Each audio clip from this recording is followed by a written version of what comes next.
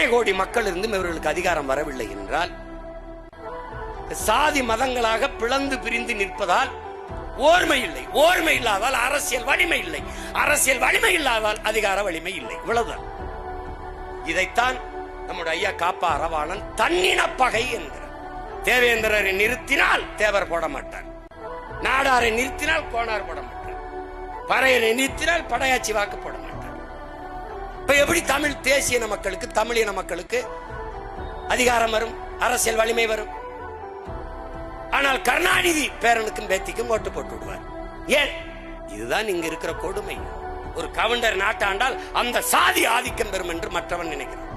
ஆனால் ஜெயலலிதாவோ கருணாநிதியோ எம்ஜிஆரோ அல்லது ஐயா ஸ்டாலினோ ஆண்டால் தேவரும் கை கட்டுகிறான், கவுண்டனும் கை கட்டுகிறான், நாடாரும் கை கட்டுறான், வன்னியனும் கை கட்டுறான், நாமும் கட்டி விடுவோம் போட்டுறான்.